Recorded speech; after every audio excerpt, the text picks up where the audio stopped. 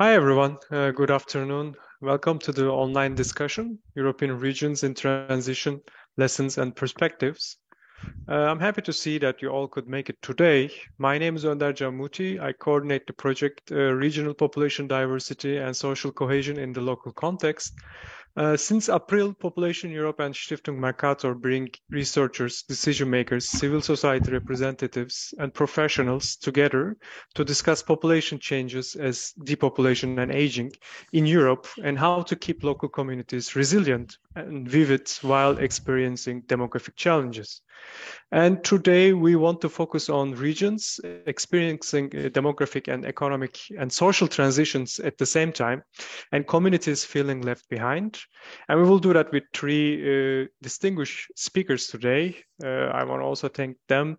And I would like to give now the word to Andreas Edel. He will be moderating the discussion today. Yeah, thanks a lot, and for the introduction. And my name is Andreas Edel. I'm the Executive Secretary of Population Europe, and I'm honored to moderate this meeting today. The public discussion, European Regions in Transitions, Lessons and Perspectives. That's part of a project, Regional Population Diversity and Social Cohesion in the Local Context. And I would like to thank here at this opportunity to Stiftung Mercator, which supports and funds the project, and particularly also to Önder, who is organizing these wonderful meetings where we can learn a lot from different experts and stakeholders. As Önder already mentioned, so we will talk now about how can European regions shape a demographic, economic, and social change so that people living in these regions do not feel left behind. And as you know, this is really something which policymakers are worried about. On the EU level, where it stands even in the documents, but also on the regional level, if you just think about Germany, where it's also even to some extent part of our constitution to make sure that we have a certain equity in living conditions in the regions. So what are the common challenges which we have for local administrations and communities in this process of social and economic transition, which also translate into then demographic and population developments? And how can we make our European regions more resilient during such transitions processes? More concretely, how can we involve more stakeholders and citizens in urban planning and strategic planning for a region in such transition processes? And how can local governments and communities overcome territorial inequalities to access funding and scientific knowledge to moderate, maintain that transition process? That's the opening of what we want to discuss today. And as Önder already mentioned, we are really happy and honored that we have three very eminent speakers today, and they will speak now first after each other, and then we will go to a discussion. Let me shortly introduce the three speakers to you. We have today here Florence Bauer. She's Regional Director for Eastern Europe and Central Asia at the United Nations Population Fund.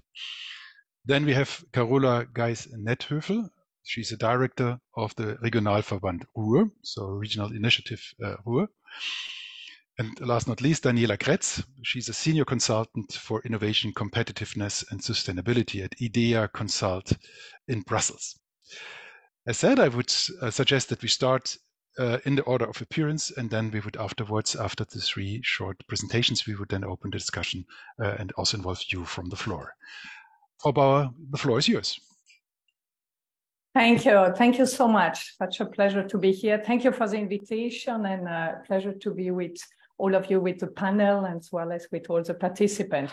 So I would like to start just also remembering that we have just been celebrating 8 billion people in the world. And as we know, this is a very important milestone, and that is affecting countries in very different ways. Actually, the demographic situation of countries has never been so diverse, actually, across the world. So we still have countries that have increasing population, but we have an increasing number of countries that are actually facing shrinking population due to low fertility rate and due to out-migration. And what we see overall is aging, actually, the number of older people that is increasing in many countries. And this kind of situation of shrinking population, aging population is particularly important in our region, in Europe, and to some extent, some countries of Central Asia as well, but in particular, Europe, Central Europe, and Eastern Europe. So, of course, there is a very clear link, as we know, between the demographic changes and the sustainable development in the different countries. And I'll start just mentioning, as we know, and we're all very familiar with what we call the demographic dividend, so that the fact that we do have situation in countries where fertility has gone down and the number of people in working age has increased, and provided that there is an adequate investment in this population, that can translate into further economic development in those countries. But what we are less looking at is the second, what we call the second dividend, demographic dividend, that is about the older population that is becoming larger, and that is also investing in a number of areas that are related to economic and sustainable development, and that is also can be invested in and supported in a way that it also translates into sustainable development. So on the other hand, on those both dividends, it works provided that there is adequate investment, starting with young people. If they continue to have, like it happened in some countries, limited opportunities, for example, it's going to result in out-migration in some cases that can become a burden for society, and it can even translate into some unrest like we have been seeing in some countries. And on the other hand, with the aging population as well, there's also another flip side to the whole potential that aging population represent. But it's a flip side in the sense that we have pension systems that are often unsustainable, and that put a burden also on society, and health system also need to be designed and strengthened and configured in a way that they place more emphasis on the prevention and the treatment of chronic illnesses, for example, that for in particular those that affect the older person. So we see that at the same time there is a potential and there is challenge, and there are many challenges and there are risks and there are fears related to those demographic trends. So what we see as important is to invest, and I mentioned three aspects. So to invest first in older person, and that means that also go against, push back against the stigma that exists in many countries against aging population. And we know, and evidence shows, and when they are supported to remain active after retirement with all kinds of different activities, that can be a home base, it can be part-time, depending on the situation of each of those persons, the evidence shows that actually they do tend to remain healthier and to be happier and to contribute to the overall development at the different levels of society, so in the family, in the community, and with an impact on the society at large. So that's one. The second one is, of course, investing in young people. If there are less young people in a country, it can also be seen as an opportunity to some extent to invest further in education, so to make sure that policies are in place so that those young people will really develop to their optimal potential. And that includes being supported for healthy lifestyles, for example, so to have a comprehensive kind of policies to support young people. And the third aspect is to increase also the investment in women, because in particular, when the workforce is shrinking, we do have many, actually in most countries where we still don't have gender equality. And so there is a large group of women that represent an important potential to also contribute to the economic development, provided that there are policies in place, and in particular gender-sensitive policies in the private sector, for example. So basically, those aspects we're talking about, we need a more inclusive society. So really to have policies in place so that they include young people, older people, but also migrant, refugees, minorities that are all part of societies that are often actually not prioritized in the public policies in the countries.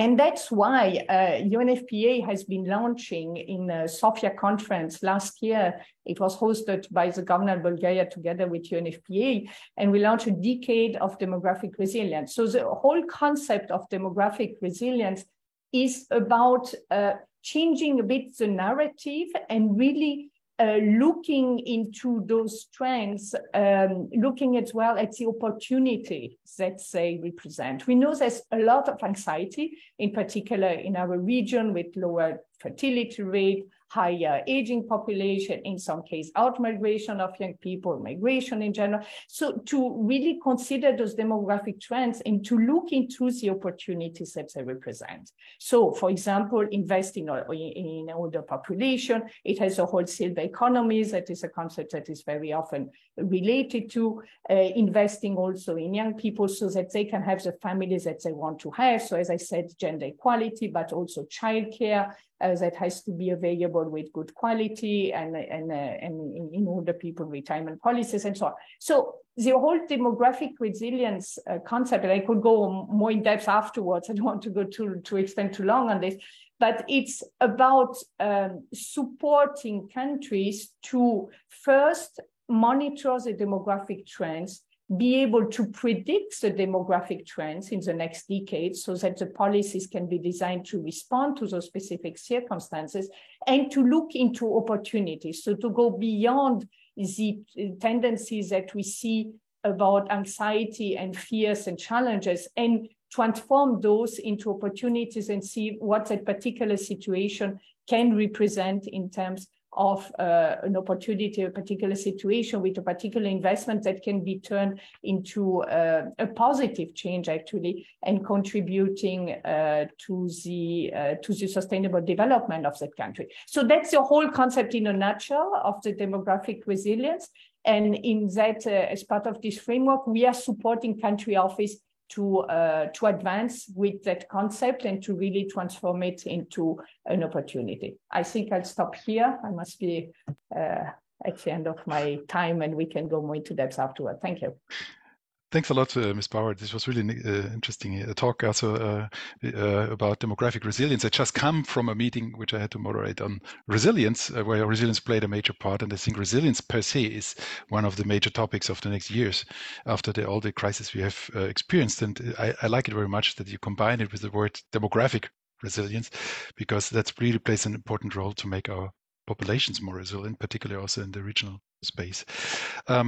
So without further ado, for the time being, I would like then to hand over to Carola Geis-Netthövel. I would like to invite you, if you want to hear the talk in English or in German, you can click on the interpretation button on the bottom of your screen, where you can choose then the language you would like to follow the talk. Frau Geis-Netthövel, the floor is yours. Ja, ganz herzlichen Dank. Ich werde meine Präsentation. Yes, thank you very much. I will hold my presentation in German. I'm going to share my screen, and I hope you can see the presentation. Well, I would like to introduce our region and the Regional Association Ruhr very briefly. The Metropolis region Ruhr is a region right in the heart of Europe with more than 5.1 million people, very densely populated, more than 1,150 inhabitants per square kilometers, and we still have 35 of the 500 biggest companies in Germany. My association, I've been heading it for more than 11 years now. It was created more than 100 years ago for shaping collaboration in the Ruhr area, focusing that time on environmental aspects with quite revolutionary ideas as to how to shape the region together. We have 11 independent cities and 4 districts, altogether 53 municipalities, and it's not always very easy. We have a very long history of transformation behind us, and several steps have been completed. The last colliery shut in 2018. Steel production is to continue, of course, in a climate neutral way, ideally using hydrogen. So we have, we are still actually in the middle of our transformation process. My association, the Regional Association of the Ruhr region, has listed a series of topics that we want to engage with. I just said that we are originally from the field of environment, but we want to also support the people of the region, and the challenges we just heard affect all of us, in particular young people, and I'll come back to that in just a moment. Apart from the association itself, which has around 500 employees, we have a number of subsidiary businesses in the field of business, tourism, and waste management. We have a specific association in waste management, and all these help us to shape the future of the region. We learned in our region that collaboration and working together and participation work well if you have large projects. We were the capital of culture in 2010. Before then, we had an international urban development exhibition, and we now applied for a new format. We applied to host the International Horticultural Exhibition in 2027. It's not your classic horticultural exhibition that you might be familiar with. It's really a venue or a platform to talk about the future. We want to talk about how do we live in future? How do we want to work? How do we want to move around in the region? And we want to invite particularly young people to participate in those debates.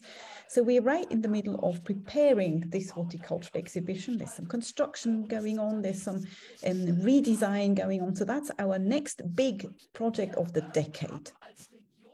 And as a region, we still have a pretty bad image. If you think of the Ruhr region, you tend to think of industry, you think of dirty coal-based industries, but in fact, we have now become a very green region. There's plenty of open space, and that's also thanks to the first director of our association 100 years ago, who said back then a fast-growing industrial region needs to retain enough green spaces and open spaces. So that was always part of the region. So if you don't know the region, I can only invite you to see for yourselves just how green we have become.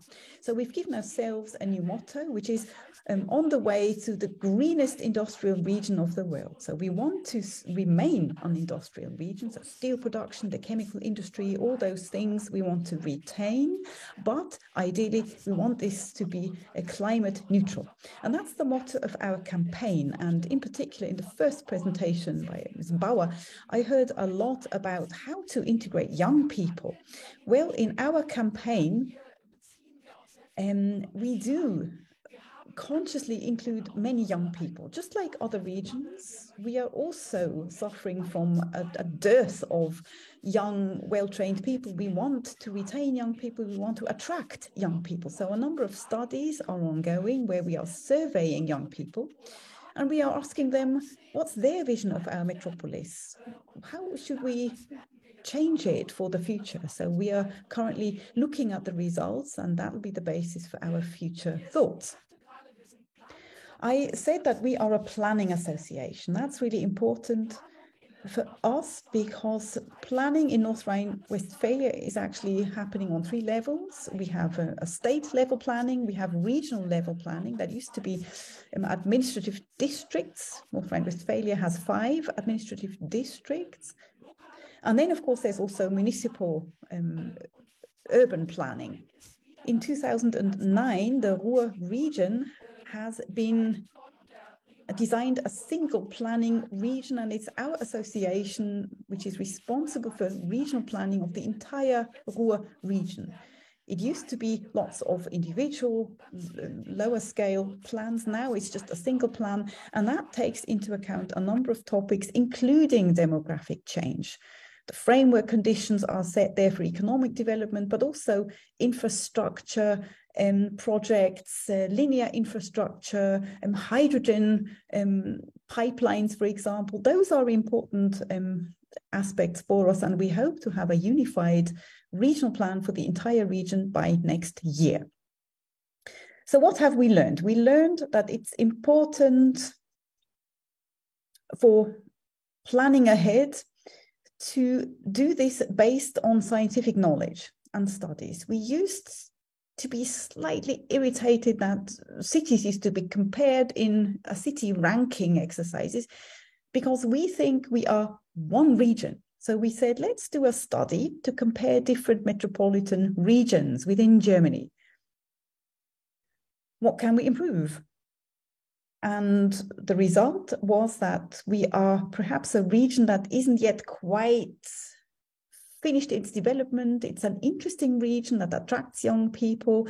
We did a study on the science region, Ruhr. We also did another study on the ecological transition. What do we need to bear in mind if we want to be the greenest industrial region in the world? Which of course is a big vision. So we need to make sure it's based on facts and figures. And from those scientific studies, we are developing programs and objectives and aims. We have what's called a municipal council. It's really the mayors of the region and the district leads. One aspect that young people are saying needs to be improved in the region is mobility, whether it's local transport or other forms of mobility is another matter. We are building lots of bicycle routes, for example. So this is something we need to look into, and the mayors and the heads of the districts, they agree that we need to improve our local public transport. So now we have a plan that contains 11 points, and we are trying to implement that plan together with our transport providers. So that's an example.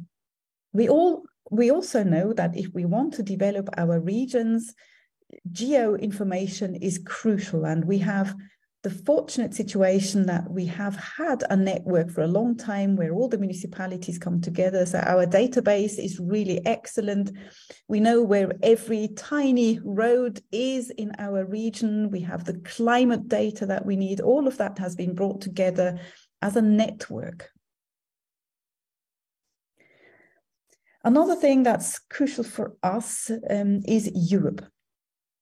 Last week,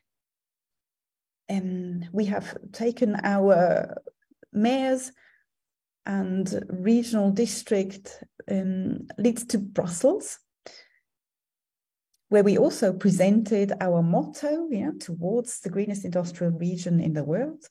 And we explained the framework conditions that are necessary for us to achieve this objective, what Europe needs to provide for us.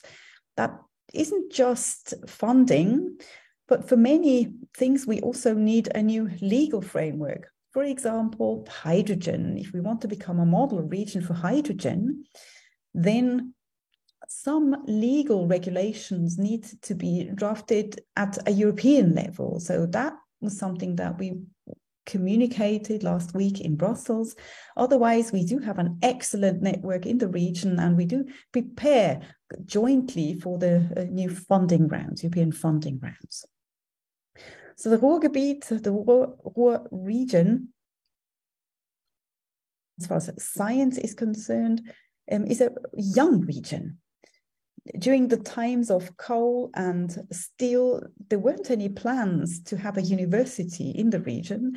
The oldest university is just about 60 years old, but by now we've actually got 20 universities and many research institutes in the region.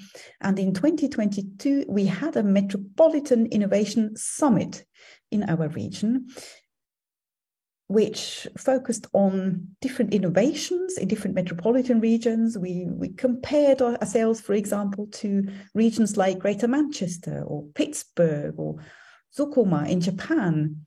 So regions that are also, on the way towards something else, that are in the middle of transforming themselves.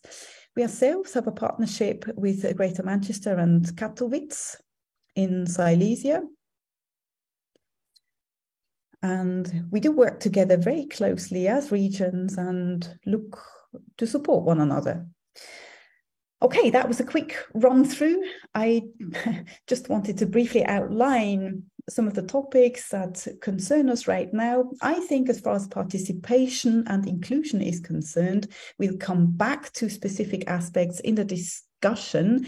And that last little busy picture, that's the end of my presentation. Here you see that the region is very diverse. Also very diverse in terms of its people. We are a region that has always been attractive to many nations and deals with that good. But that's it from me for now. Thank you. That's fantastic. Thank you very much for your presentation. You gave a very good picture of, the power that can be in a region, which is in fact in a permanent process of transformation, that began before the end of coal and the crisis of the steel industry. So the region has always transformed itself. And now, of course, it's a whole new chapter towards a green and more sustainable region. And it's wonderful that we were able to hear from you. I'd like to move on to the next. I would like to go to the next speaker immediately. Florence Bauer, the floor is yours. Sorry, Daniela Kretz, the floor is yours. Sorry. Great. So thank you so much indeed, and a very interesting presentation so far from the other speakers. So I am just going to confirm that you can see my screen on full screen. Hopefully, indeed, yep. I think it looks good this time. Yes, indeed. Good afternoon, and thank you again for the opportunity to present during this online discussion and participate in this panel. I've been asked to present a general view on green and digital transition strategies at EU level, as well as some cross-regional collaboration opportunities. So again, sort of falling very much in line with this narrative that we had in the other presentations about, on the one hand, monitoring as well as collaboration. When we think about regions in transition and facing transition and what local authorities and communities can do in the face of these transitions, we think on the one hand about obtaining information to understand and monitor those transitions through, for example, observatories or other EU monitors, scoreboards, and all of those tools that are available to capture these insights. And on the other hand, of course, we can think about how regions or local authorities and communities can tackle those transitions they're facing through smart specialization, for example, in regional areas of strength. So on some of their core subject areas, drawing on, for example, the triple and quadruple helix, and through indeed interregional and international collaboration in those respects. So I'll just go to my next slide indeed. And my objective here is not to be holistic, let's say, in presenting all European observatories to you that might be relevant, but to zoom in specifically on one that I think here is particularly relevant when we're speaking about regions in transition. And that is, on the one hand, of course, as we know, the European Industrial Strategy, which outlines 14 industrial ecosystems that are particularly relevant at pan-European level and have that nature of being addressed and relevant for many European regions and local communities, ranging everything from electronics and construction to cultural and creative industries and renewable energies. And specifically there, we have also the transition pathways, which have been presented specifically on the importance of green and digital, the so-called twin transitions, which depend very much on one another to be able to be more resilient in the face of crises. So I think for me, at least, particularly important to draw out this example and to highlight this to you, and specifically what I think is there particularly interesting as of course these green and digital transitions around these 14 industrial ecosystems are a particular priority topic at the moment in the overall narrative that we see in terms of growth, jobs, and competitiveness of the European economy. And what will also be forthcoming, which is currently also a further monitoring tool, which is coming up, is on the performance of these industrial ecosystems, specifically looking also at their green and digital transition. And I think that's one which I would really like to highlight, where there's really going to be monitoring activities, for example, on how these industrial ecosystems and especially also their connections with regional and local communities are progressing already on some of these green and digital transitions. Which technologies are important, but also, for example, where do we see a lot of investments taking place? And as we heard already from the other speakers, of course, monitoring tools are particularly important in order to help also local communities to face these transitions. So I think that was one particular example that I would like to highlight here at this point. But of course, as I mentioned, there are many others which are interesting that we can also cover in the discussion.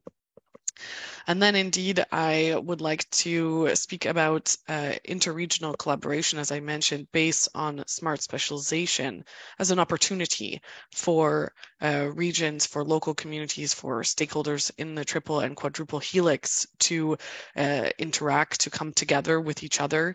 Some of you may be familiar with the use of indeed the smart specialization strategies to collaborate with other regional stakeholders through, for example, and maybe you've heard of the Vanguard Initiative, which is a place-based European network to boost innovation ecosystems.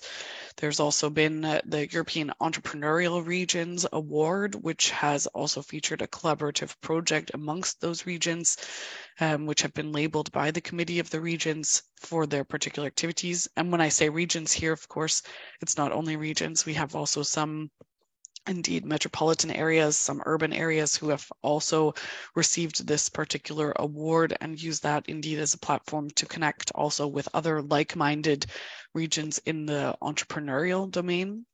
And another one that I think is also particularly interesting here is the thematic smart specialization platform, which is actually also a very interesting platform for regions and their stakeholders to come together to collaborate around common topics. Its thematic areas are drawing upon industrial modernization, agri-food, energy, and newly also the sustainable blue economy.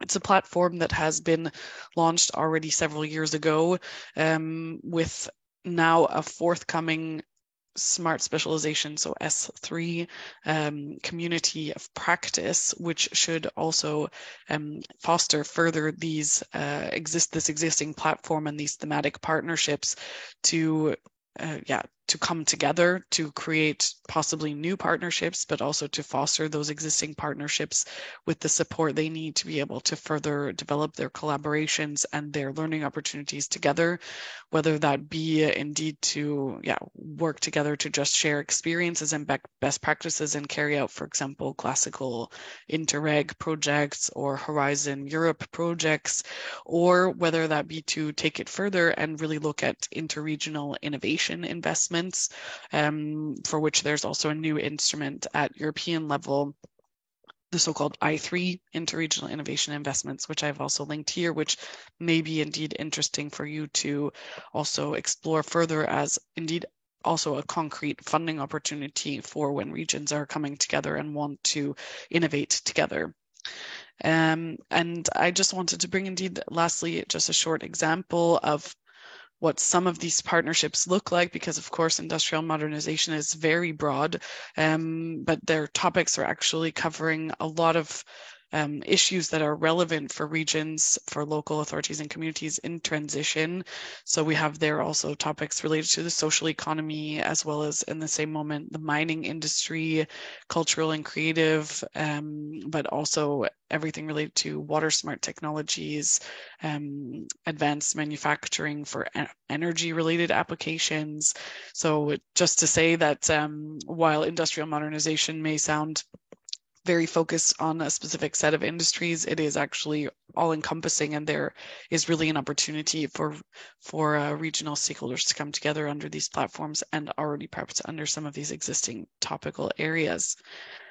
So indeed, that's from my side. I wanted indeed just to present those to you and to also highlight that, of course, if you have any questions beyond this presentation, I would be happy to also be in touch with you to give you some more information about some of these or indeed other interesting monitors that you might be interested to hear about. Thank you. Yeah, thank you, Ms. Kretz, for this really exciting overview on all these different levels of activities and also of opportunities to cooperate and to receive also support.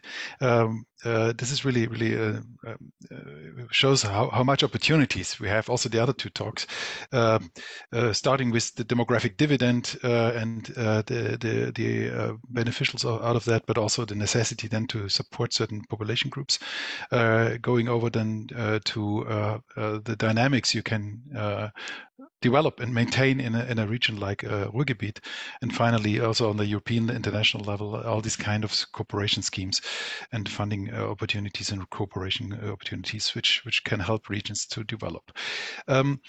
I would now like to open the debate, also involve the audience, and you can, whenever you would like to take the floor, have a question, please write your name down in the chat room, or you can also use the raise hand function whenever you want to take part in the question. You can also write down your questions in the Q&A section so that we can then call you up and bring this forward to the panel. Let me perhaps start with one question to actually, particularly the second and the third presentation. How strongly did you integrate demographic change into your considerations? So if you talk about an aging population, if you talk about migration, for instance, in the Ruhrgebiet, do you have data on that? Do you consider that population, let's say in 10 years and 20 years, looks completely different maybe? So we have an increasing partition or a part of aged people who are already retired. And this changes the picture. We have a much more diverse population. So we have more people of different health status, more people of different educational attainment, more people of different ethnic background. Is that also part of your planning process, or how do you deal with demographic change in general, particularly in the next 20 years when the baby boomers get into the age of retirement? Ich glaube, Sie haben mich jetzt angesprochen, ist richtig? Ja, genau. Ja, also natürlich haben wir Zahlen und natürlich. I think you addressed me. Yes, of course, we've got figures and we use them for planning, but it's difficult, especially with a view to immigration. We thought for a while population numbers were shrinking. However, especially in the cities and especially because of the large number of immigrants, our cities are growing again, and we also have an aging population. And for that reason, we've started to focus more on making our region more attractive for young people, so that young people native to our region stay in the region and others from outside are attracted. And of course, we also want to use the potentials of the immigrants. This is very important because we have in the rural area a very open-minded, open-hearted population. For about 150 years, people have been immigrating to the area from many different places across Europe, across the world, and we want to integrate them. But this is connected with challenges. I think you're all well aware of the fact that our towns, communities are not really wealthy. So the question, how can we create good opportunities for the people immigrating, starting with early childhood education, through school education, to good life as adults isn't easy for our communities, and it's hard work for all of us. And you've mentioned the baby boomers. I'm one of them. And our generation is retiring now, and this leads to a great lack of skilled labor. It's very difficult to find skilled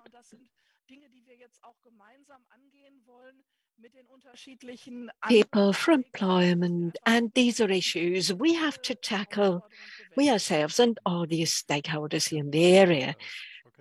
Thank you very much, Ms. Kretz. Do you want to respond to that?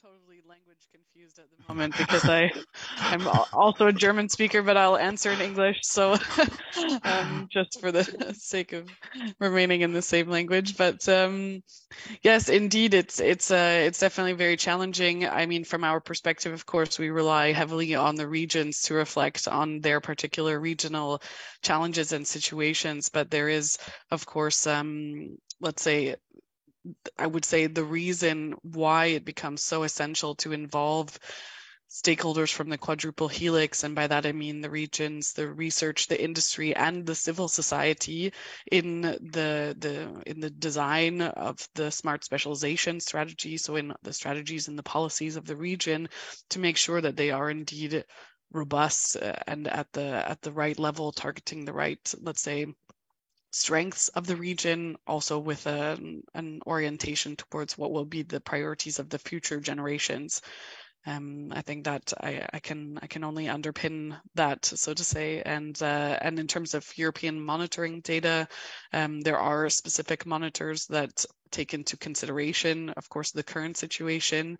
But I think it was a very relevant point from Ms. Geis-Nethöfe to say that indeed the current transitions of migration and population dynamics are perhaps not taken into consideration in that future-looking perspective in the way that would be needed in order to reflect that at this point. So I take that home for myself indeed as an important consideration for how to take that into consideration.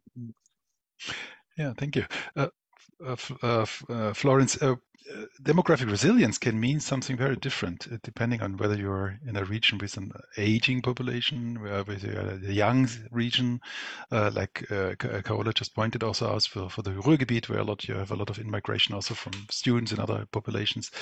It can also mean something different if you are in a remote region where you have less infrastructures, and when you like to benefit, how strongly you can benefit from the demographic dividend and other benefits actually of demographic change really depends largely on where you live. How do you put that into the picture of the demographic resilience? Yeah, no, thank you. Thank you so much for the question. Actually, indeed, it very much depends on the situation. And actually, the whole concept of demographic resilience is about analyzing, predicting, and planning the different demographic evolution in each country. And even when we talk about a country, it's not enough, because it's a huge difference between the region. I mean, in Germany is a very different situation depending which region of the country we're talking about, and that's valid for any other country. So it's really about understanding those movements and being prepared to respond to them, because it goes, from the planning on any kind of policies, even the infrastructure, the teachers, how many schools do you need, how many teachers do you need, how many centers, how should your social protection program for aging population look like, depending on how many people you will have, how will the health centers have to adapt to the need of young people if you have many young people coming maybe from other countries within the migration process, or how is it going to look like if you have an aging population that will require a different kind of services? How are we going to plan the policies if you have a population in the reproductive age that want to have family and they need to have a number of services in place so that they have access to family planning, to contraception, but also to childcare and other kind of policies that are implemented in the public and also in the private sectors that will enable them to have the number of children that they wish to have, actually. So it's really the whole concept of demographic resilience, which is fascinating. I find it's really about looking at those demographic trends and take the number of steps that you need to take to be prepared tomorrow, but not tomorrow, actually. You really have to take those steps very well in many years in advance, because those trends, they take a number of years, actually, to come out, and some of them are quite predictable, actually.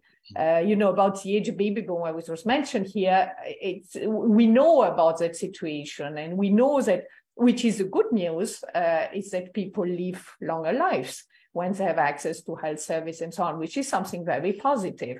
But we have, at the other hand, to be prepared from a policy point of view to respond to those needs. And also that comes the important part of the concept of looking into opportunities.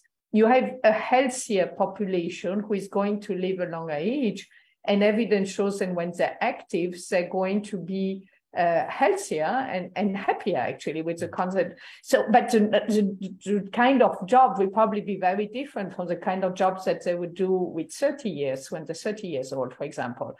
So it entails also a whole question of flexibility. What are the kind of activities that older people can have, which is home-based, more flexible, and just different kind of activity, but that can be a way of responding to the challenge that an increasing number of places are having about finding the right workforce to respond to some jobs. And the whole question again of gender equality, that's really a potential that is not sufficiently developed from a human rights perspective, but also simply from an economic point of view.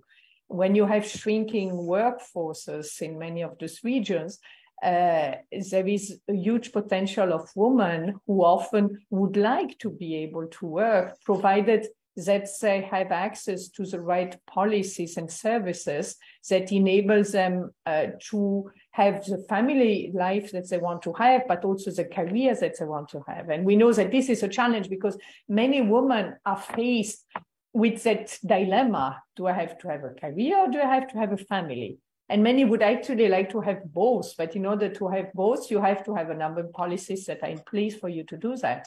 And that's part of the policies that need to be developed, and that will make your population happier, if you want, but at the same time contribute to economic development, because you might need that workforce to develop in the way that you want to develop. So it's really a whole concept about turning challenges into opportunity. And I find extremely interesting what Ms. Geist-Nethofer was just telling us about the whole focus that is put into young people, and the way you were explaining how young people are being consulted, how they have a role to play. And that's another part of the response, is to have, in particular, young people involved in designing those policies, because they can really contribute to see what is good for them to stay, for example, because we know that we have many regions that are concerned with out-migration, for example, in general terms.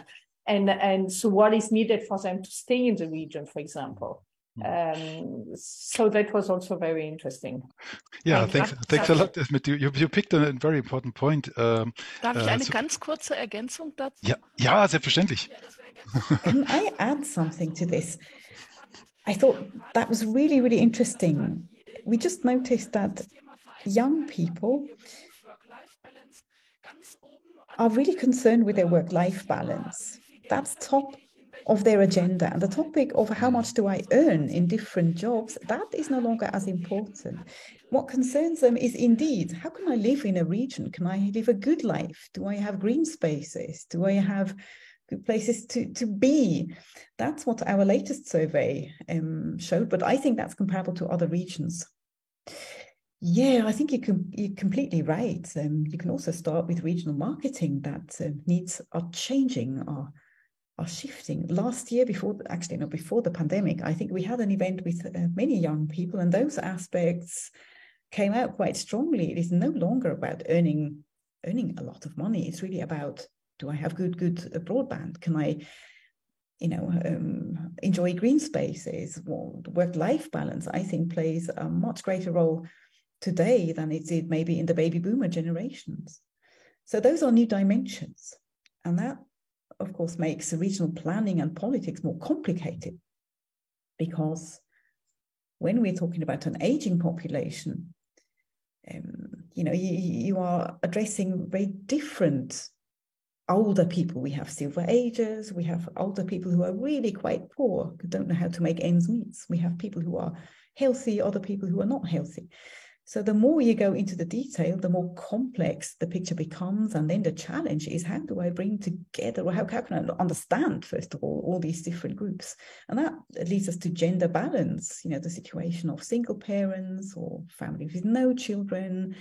You know, those situations and the needs are extremely different, and you need to respond to all of these needs in regional planning. So both of you actually referred to this aspect. I'd be very interested in your view. What forms can we find in order to increase public participation? Do you have any experiences that you can share?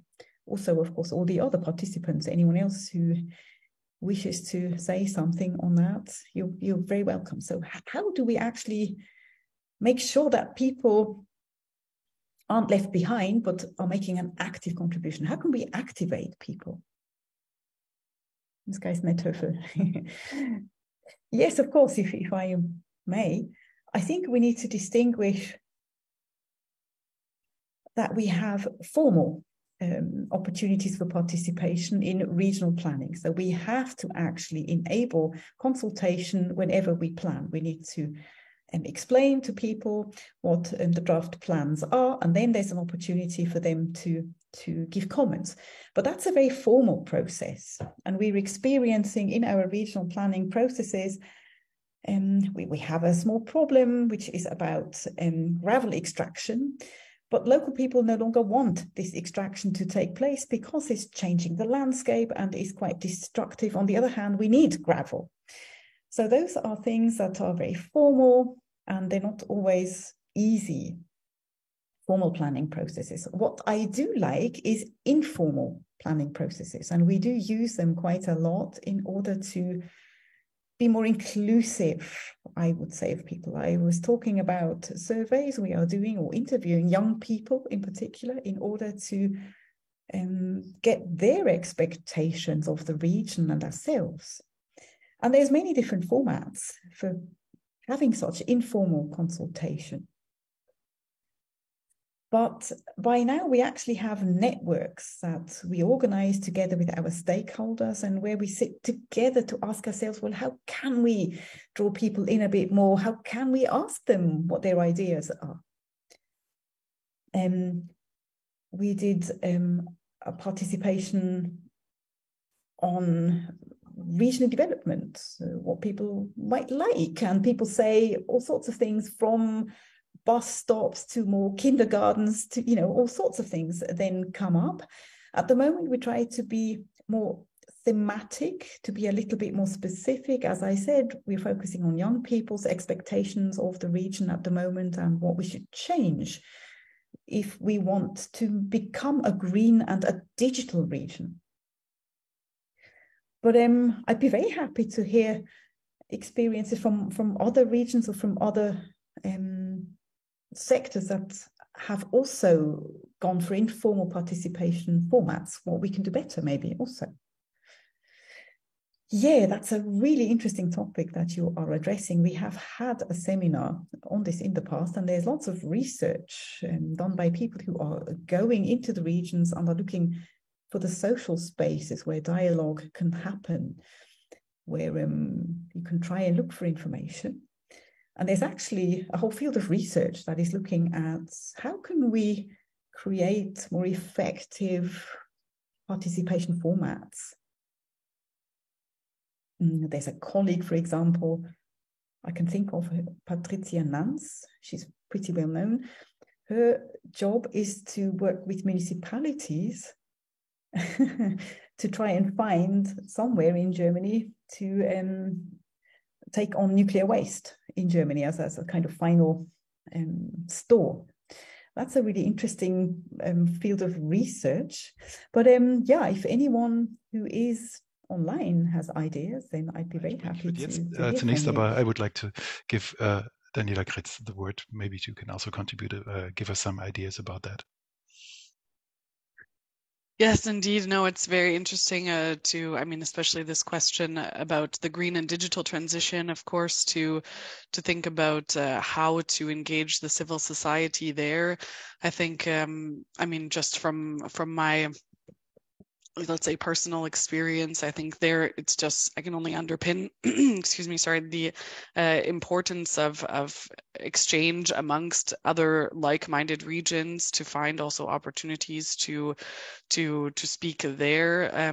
What I think, I mean, as I already mentioned before, could be an interesting platform to explore is this smart specialization platform to seek exchange with other regions, but there are also other, let's say, experiences that are possible. There are regions in industrial transition who come together to also be able to exchange on these types of subjects. For myself, at least, I think about work I've done in working together with East and North Finland, which is also facing, indeed, a lot of challenges related to depopulation, to retain youth, especially when we're speaking about, I mean, challenges with a drain of the interested youth to go study, for example, in Helsinki region. It was a very considerable issue for them in the green and digital transition, but also in the innovation domain. There was important to strengthen the higher education institutes to work on retaining also the young people, to make sure that they have interesting study programs relevant for the different young people to remain in the region. I think that was a particularly important element, but also to work together with local industry to find, for example, opportunities for those young people who are studying to also carry out, for example, internships or have first work experiences in the regions, in those domains that they're interested in. So I think that's can also be interesting to tie, indeed, again, the industry back in to engage those specific priorities of the younger generation, and to find also, let's say, means to foster that can be, for example, to give also some kind of support scheme to those local companies to offer those first job opportunities to those young people, and especially if you can do that in the area of green and digital transition, all the more important to also to younger generations for whom these transitions are also increasingly important. Yeah, thanks. Do you think that there could be also room for cooperation between old people and young people in the region? I mean, we often, which for good reasons, we think about, of course, engaging young people, keeping them in the region, bringing them back to the region if they moved away, creating attractive conditions. But there could also be actually a room for bringing people together and let us develop them together. So, because, for instance, if you think about the green economy, the sustainable policies, older people, baby boomers, are actually open-minded for that, and it might perhaps create a social room where people can then work together on these kind of projects. Do you have experience with that?